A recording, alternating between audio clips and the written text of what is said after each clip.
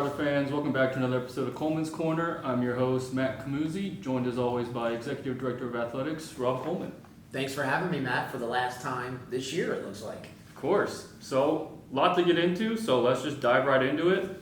I want to start by taking us back to the end of the winter seasons with our basketball teams.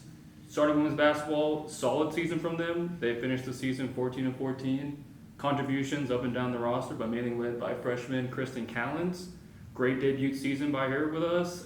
She lands on the All-LSC second team and freshman team. So, what progress did you see from the team this year, and how do they continue that forward momentum? Yeah, I was really encouraged, Matt, by their good play, especially towards the end of the year.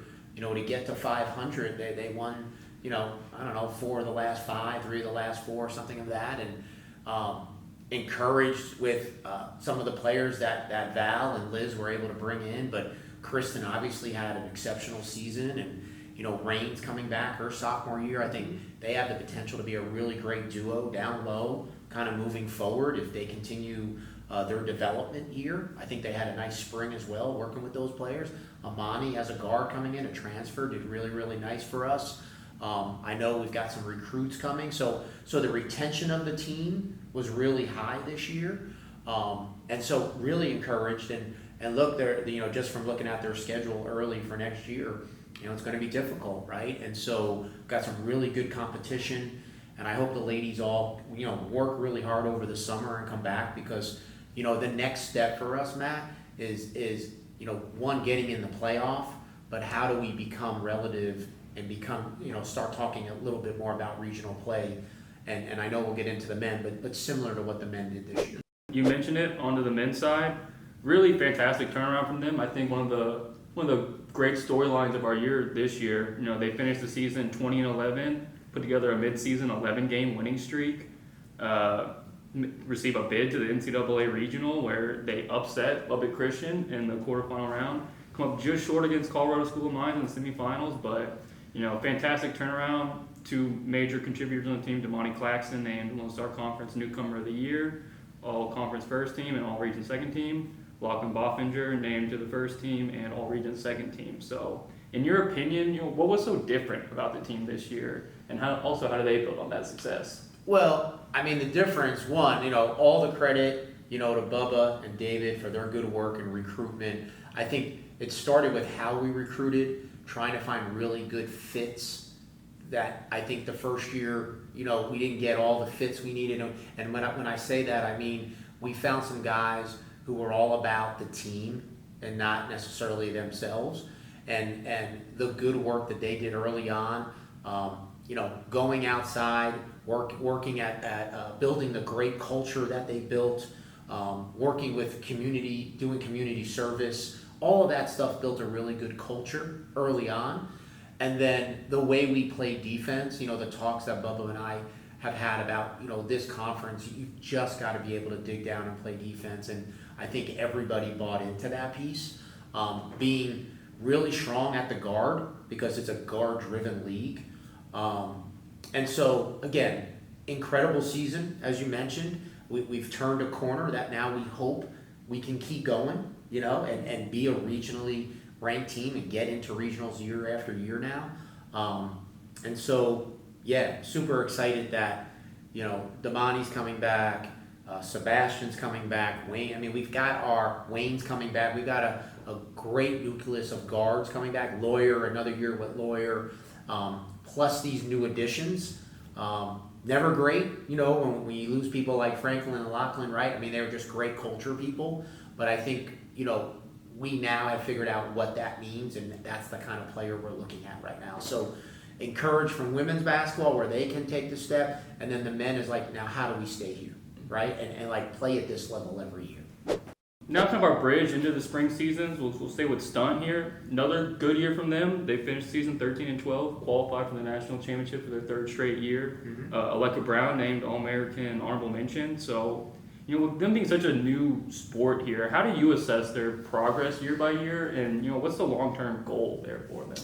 Yeah, look, 3 years in a row, right? We're in the Stunt championships, national championships. We've never been ranked higher than 10, right? We've been 8, I mean, we've been 9 out, now we're 10. 3 really strong seasons. The team, that was all freshmen or mostly now kind of all juniors. As you mentioned, Aleka, another great season. We had 5 of the players, Lone Star, all academic, led the conference there. 5 first teamers. We had the freshman of the year. And now for us is, futuristically is how do we take that jump into the top 7? Like, how do we do that? Like, we've never been 7, 6, or 5 before, right? How do we do that? And I think that's the next challenge for Coach and her staff and so forth is how do we take that next step? What is it? And it's little things, believe it or not. It's really fine tuning the little things for us to take the next step. But again, really, really happy for 3 years how we've competed at that level. More schools are coming in. From the conference and then nationally, and then the NCAA, we'll be voting this in January as a national championship sport with the NCAA, and I think even more schools will come in the mix once that happens. So the sport keeps growing. I'm glad we got in, when we did 3 years ago, but super happy with the work Jordan's done with the team. But there is a next step for us for sure. Now fully in the spring here, we'll start with men's tennis. An okay season from them. They finished season 9-9. Their standout Alvaro Soler named all-conference first team for the singles team. Mm-hmm. With them, what are you really looking to see going into this next year? Matt, I think just one, being a top 4 team in our conference, right? And a top 4 team in our conference helps us get into regionals. We really haven't tasted that in a while with the men's tennis program. Bill and I and Marlon, one of our associate ADs, as we've had numerous chats about how do we get our men there, and he's bringing in 6 new players. We're trying to create that competition with that team, quite honestly, and I think Bill's put a lot of work into trying to find the right fits, the right leadership, building that culture in that team. That's the next step for us, right? Like. We know we've done it with the ladies. Again, we did it again with the ladies this year. There's really no reason we can't do it with the men, and that's what we're working on constantly. Day to day. I know Bill's doing that, and happy.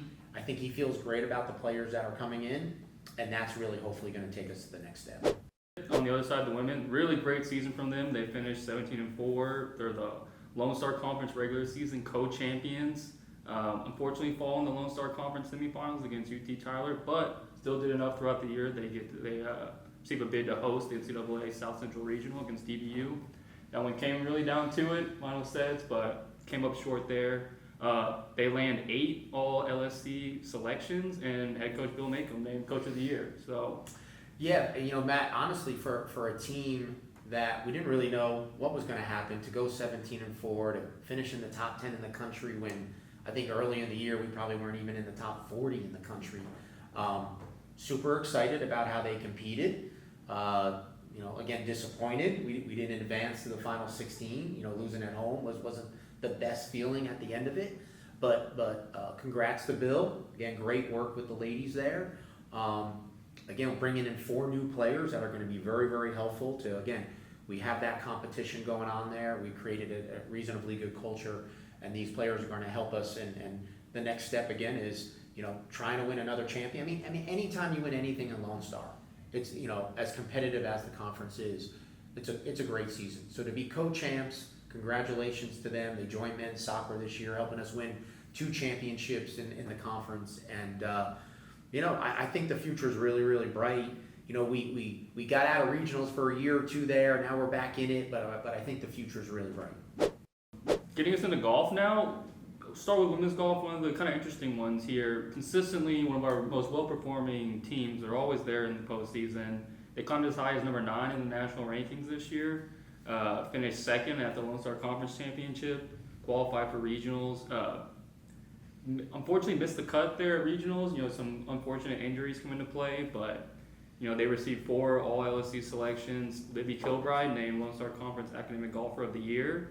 Libby and Savannah Dupre named All-Region Team, and Savannah Dupre named All-American First Team. So, a team that's constantly there. What's next for them after they're graduating some key players here? What does this next year look like?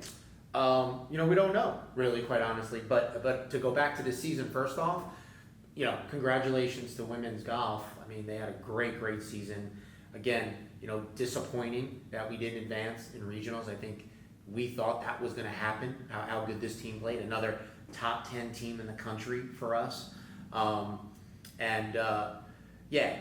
Savannah being All-American.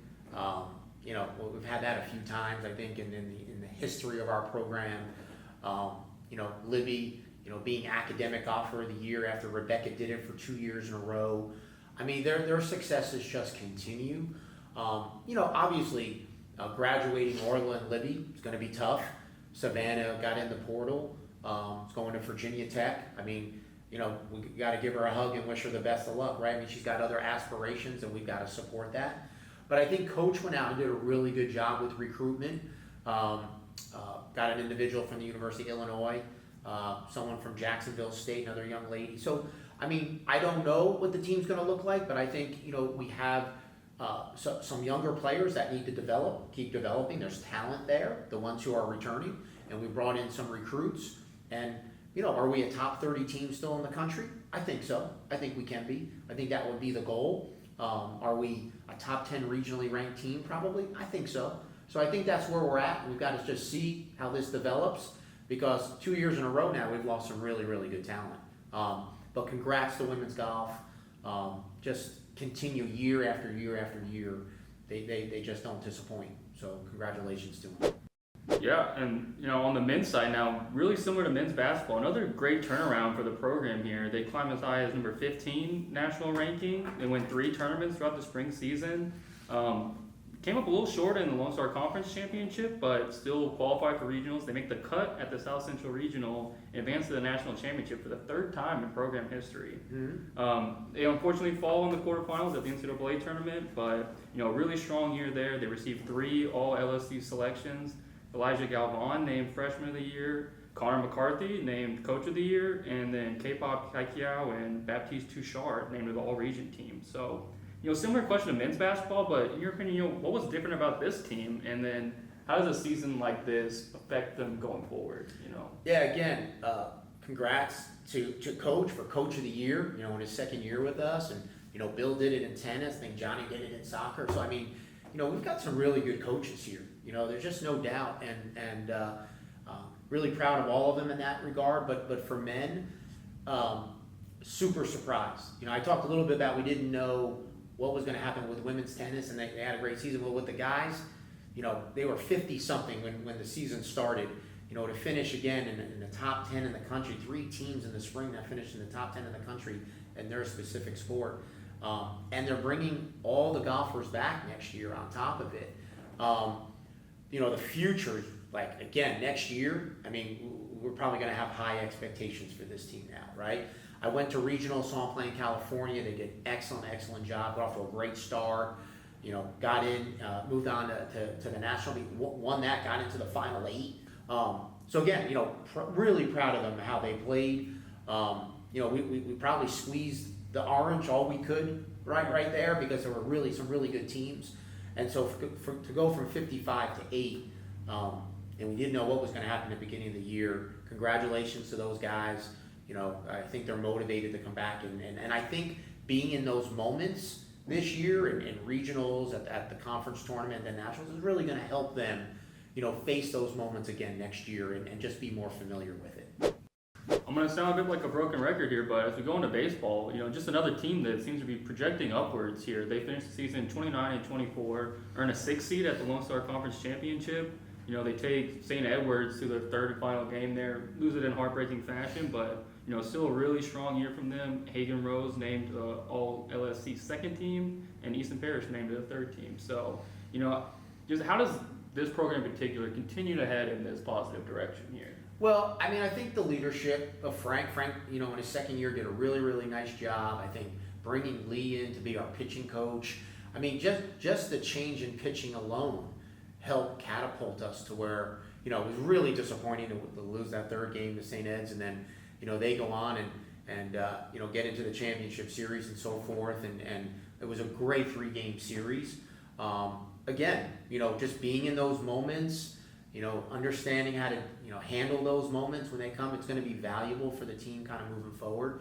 But I think the leadership from Frank and Lee is what's going to continue to catapult. We were trying to get to the 30-win mark. We were in regional discussions. We were just on the outside kind of looking in there. I think that's the goal. How do we win 30-plus games here? How do we do it? Goes back to pitching, obviously. We got to keep getting deeper.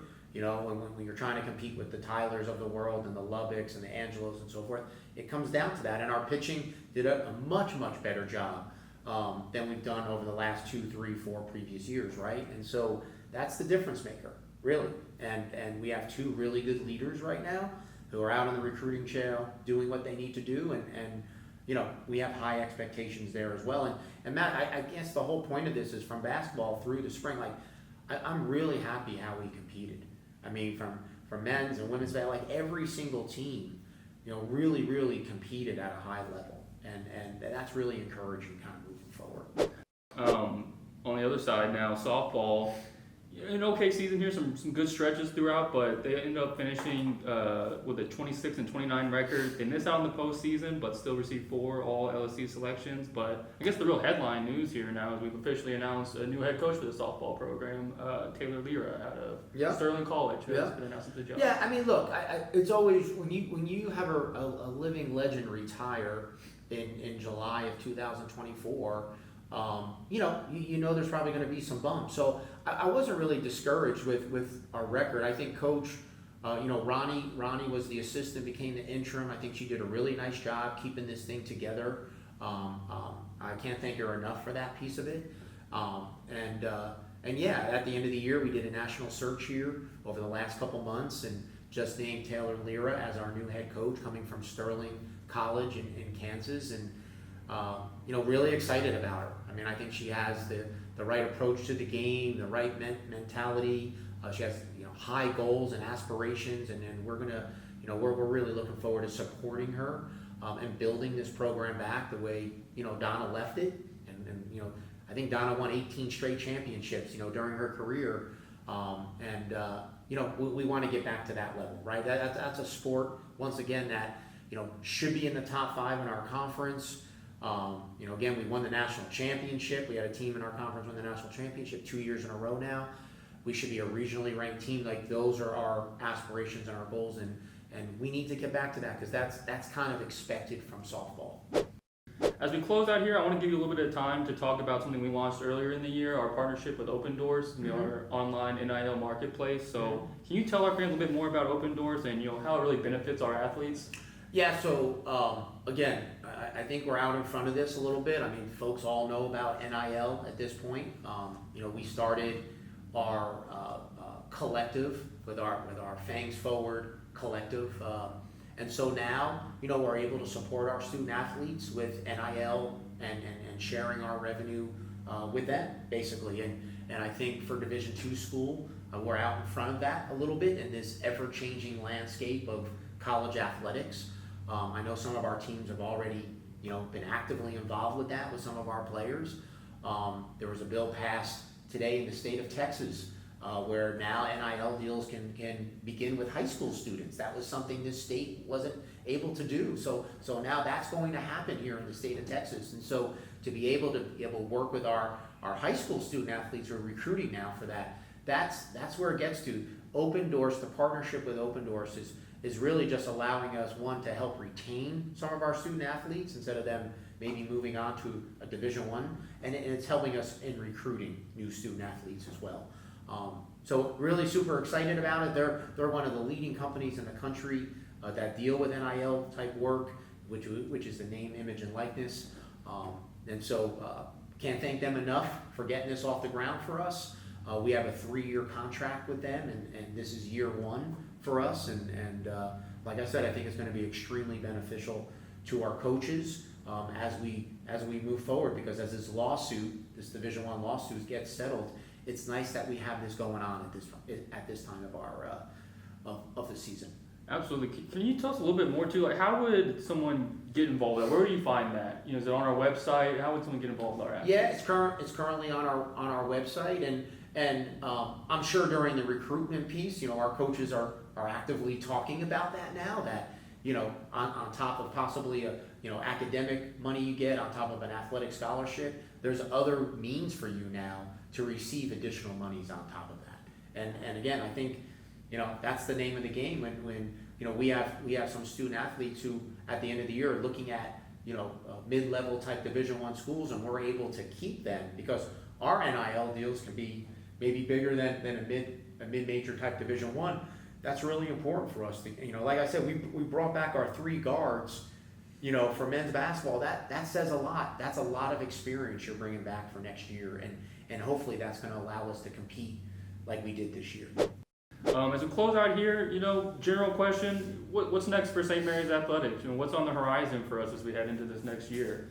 Well, certainly the open doors piece for sure. I mean, that's a really, really big thing. I mean, we've got some other things in the hopper, things we're trying to purchase, looking at, the capital campaign coming up here, where we might be redoing our tennis courts, some work we might be trying to do with the baseball field with turf. There's some construction type things that we're going to be looking at here in the next year. But really, really excited, again, about, the retention of our coaches, how we finish this year. I think the fall can be really, really exciting just from talking to Kevin and Johnny and Laura about how competitive their teams can be as we head into the fall. They're both, they can't wait to get started. And, I think early in the year, I think we're taking a trip to Hawaii with the women's volleyball program to play Chaminade, which is another Mariners Catholic institution. So just excited about that whole piece. Just how we're competing, the retention of some really, really good coaches in our program. We have some things on the horizon that I can't really, announce kind of things, but we're actively looking into each year, how can we get better and better? Absolutely. Well, that'll do it for this episode. Again, thank you all for watching. Have a great summer. For Rob Coleman, I'm Matt Comuzzie, and we'll see you next time on